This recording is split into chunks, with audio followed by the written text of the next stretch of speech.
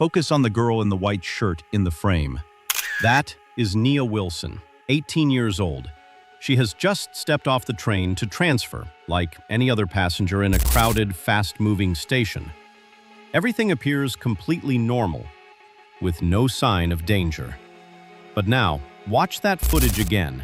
And this time, don't look at her. Instead, focus on the man walking behind her, the one wearing a light gray hoodie. He steps off the train right after Nia Wilson, then pulls down his hood and removes his sunglasses. His eyes dart around quickly, as if calculating his escape. Just seconds later, he bends down, reaches into his pant leg, and pulls something out. Look closely. It's a knife.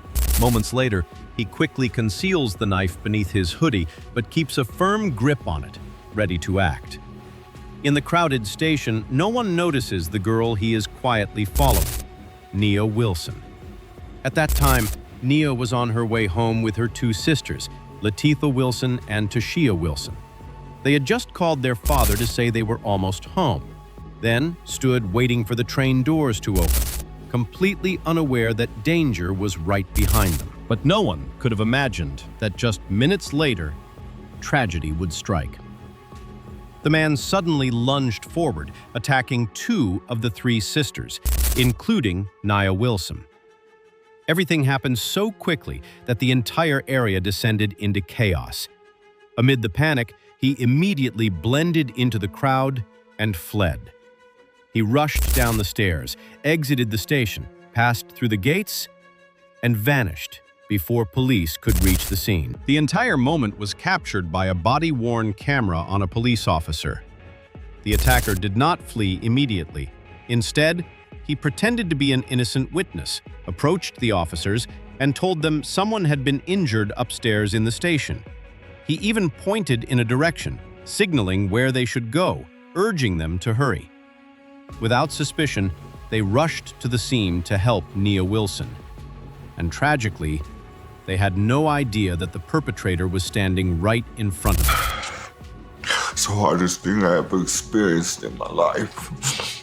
Seeing my baby dead. Nia Wilson was 18, an age when people are still dreaming, still believing that life ahead is wide open.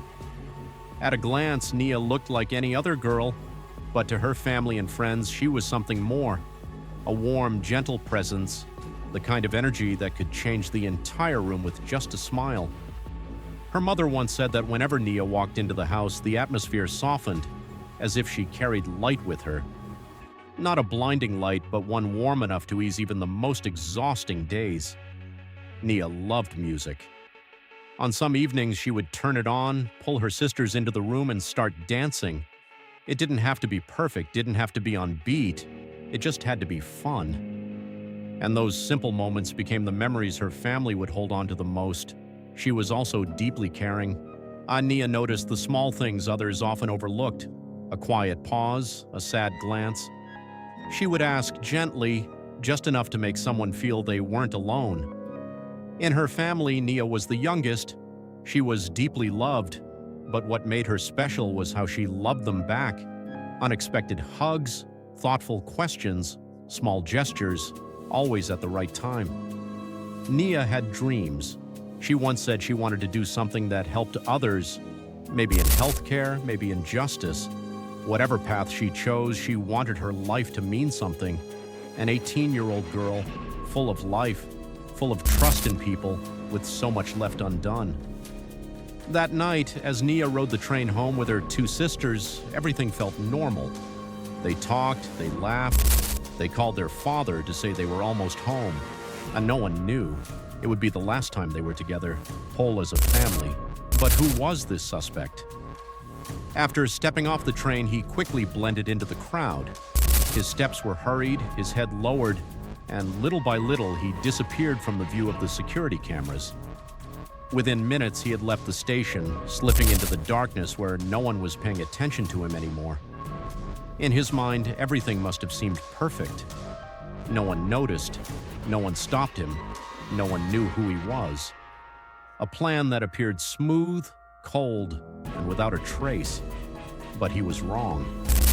Because in the very footage he thought he had escaped, investigators spotted something small, a detail that seemed insignificant, yet enough to unravel everything. A mistake, the final mistake, as he tried to flee. That single detail allowed investigators to trace his every step, every place he had been, every moment he thought he was safe. And that very mistake brought him to justice and gave answers back to the family of Nia Wilson. On the evening of July 22, 2018, at around 9:45 p.m., the girl's father received a frantic call from his daughters. They had just been attacked at the station. Without a second of hesitation, he rushed into his car and sped straight to MacArthur BART station, where his daughters were. At that moment, only one thought filled his mind. He had to get there as fast as possible because his children were in danger. But when he arrived, the scene before him was more horrifying than anything he could have imagined. It's the hardest thing I ever experienced in my life. Seeing my baby dead. It was like the longest, quietest, because, I kept on waiting on them to call back and say, she okay. But it never happened. Nia Wilson's father was nearly overcome by the scene before him, a pain beyond words. Less than 3 minutes after being stabbed in the neck, Nia did not survive. In despair, he called her mother, Alicia Wilson. The moment Alicia heard the news, she collapsed, unable to comprehend what had just happened. While the family was still struggling to grasp the situation, Nia's sister, Latifah Wilson, was also fighting for her life in the hospital after being attacked.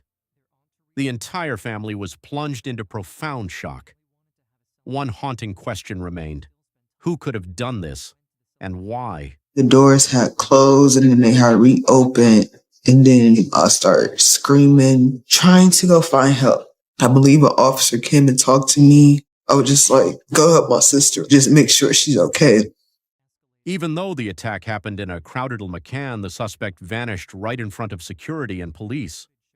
No one knew who he was or where he had gone. But the surveillance system in and around the station had captured everything from before the attack to the moment it happened and his escape. As investigators carefully reviewed each frame, they noticed a crucial detail. The man had appeared from a nearby parking lot, and before running toward the bus stop, he left behind his backpack. Just hours later, police recovered the bag. Inside were personal items, enough to identify the suspect, John Lee Cowell, 27 years old. When checking his record, investigators discovered he was on parole and had prior convictions for assault with a deadly weapon and armed robbery. However, there was no known connection between him and the Wilson family.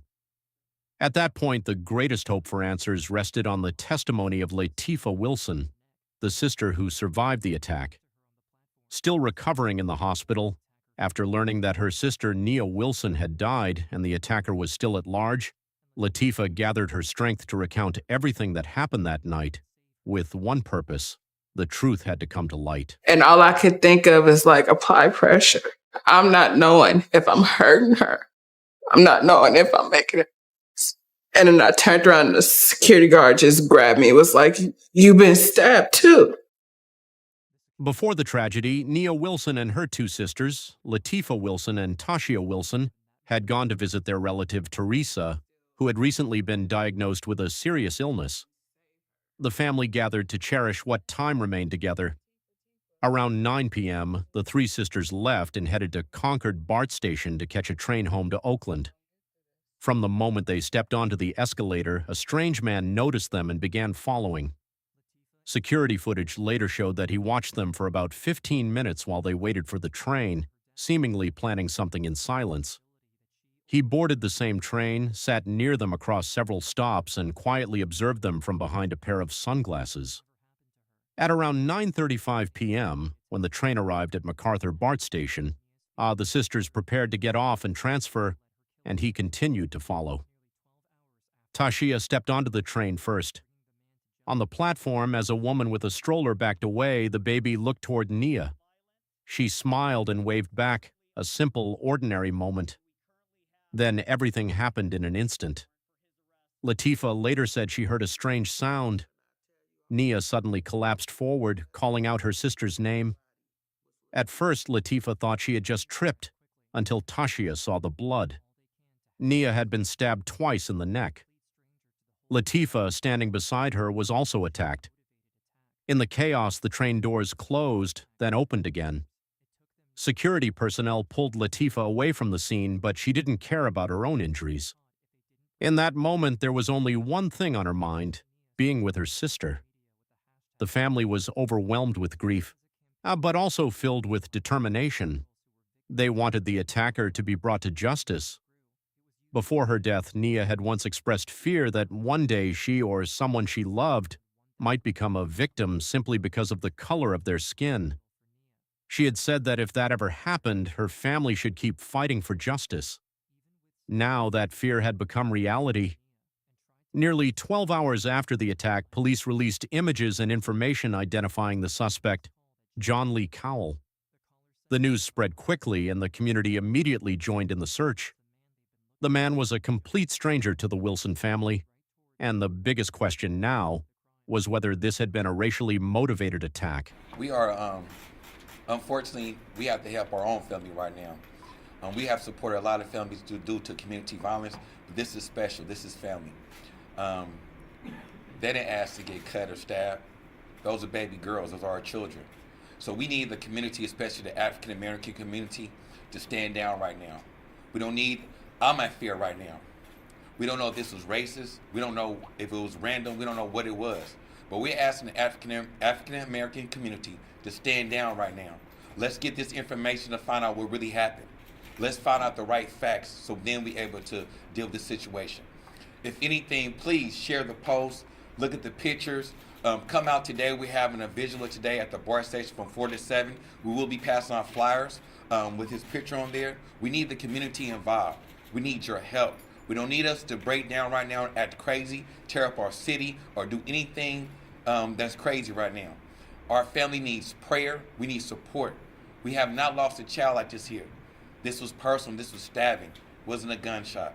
So we just asking, please, for the community to respect the family. Please don't put no more blood on our hands. That's not ours. We want the killer. We want justice. Thank you. Just hours after the attack, police recovered surveillance footage along with the backpack left at the scene. However, it took nearly 12 hours before they publicly identified the suspect, John Lee Cowell. The delay raised concerns.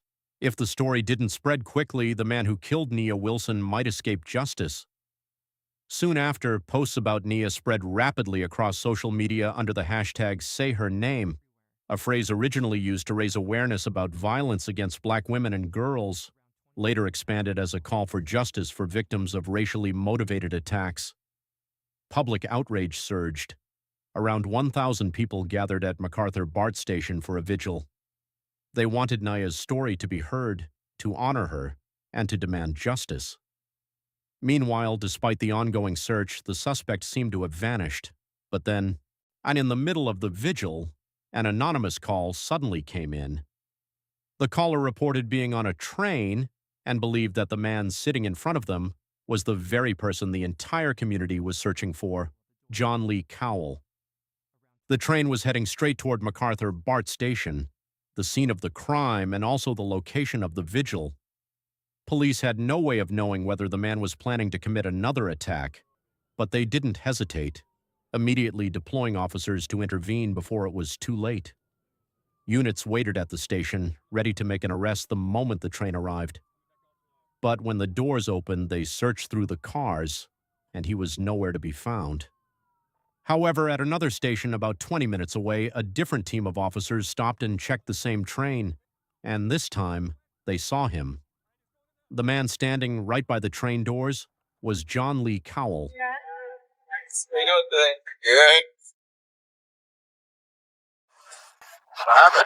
Took in a minute. What's your name, sir? John Cowell.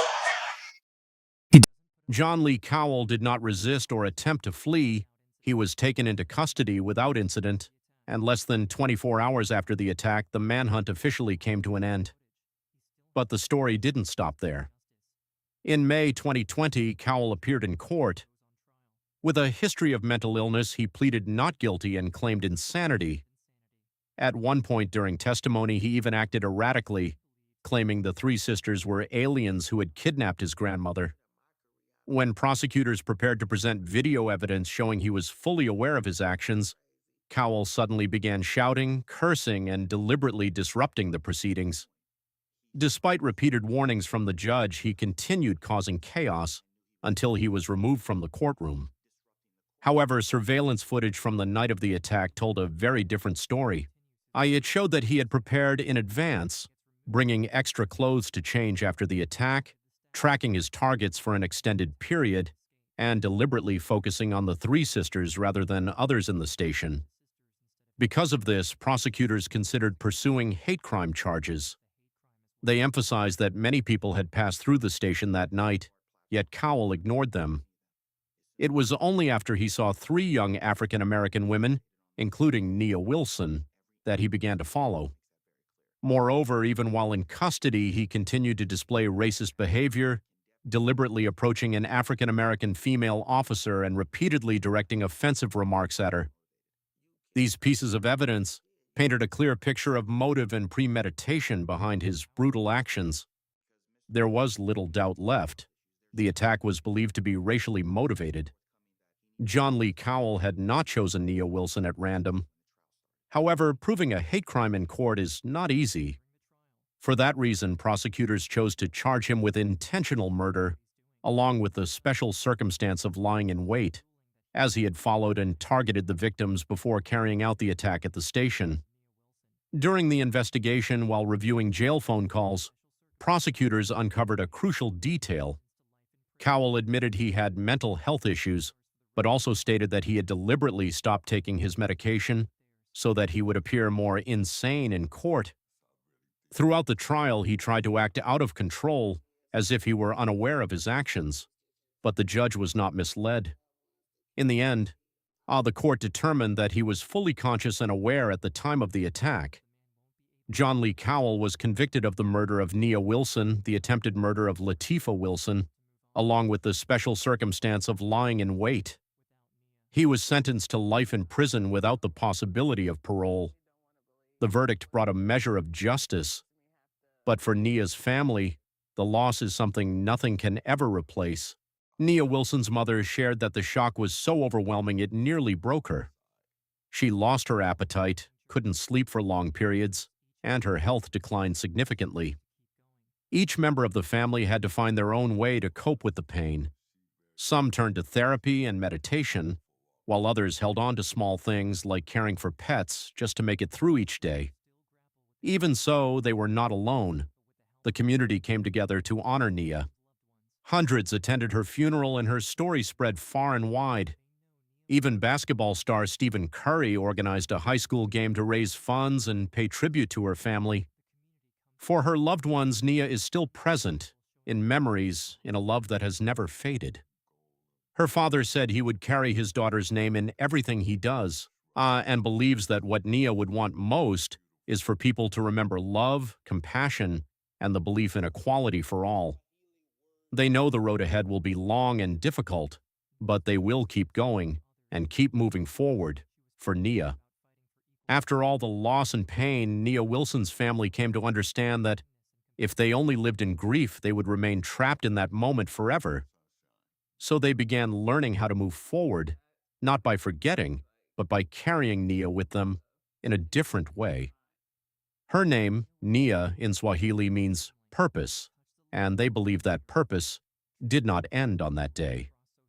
Her family established a foundation in her name, helping young people, supporting mental health, and creating opportunities for those in need. The things Nia once hoped for are now being carried on. Her friends still talk about her, not with tears, but with smiles. They remember a girl who always knew how to make others feel valued. Somewhere, perhaps, Nia is still smiling, not because everything is okay, but because her story is still being told. And even though the pain remains, her family knows that the light Nia left behind will never fade. After everything, one thing still remains, not the sentence, not the perpetrator, but Nia's story, Nia Wilson, a young girl simply on her way home, an ordinary evening, a single moment that changed everything. Her family chose not to stay silent. They turned pain into action and loss into something meaningful. But there is one question that has never truly been answered. If you had been there that night, if you were standing on that very platform, would you have noticed something was wrong, or would it all have passed by, like any ordinary evening? What do you think about this case? Do you believe this was a random act, or something planned in advance? Share your thoughts below.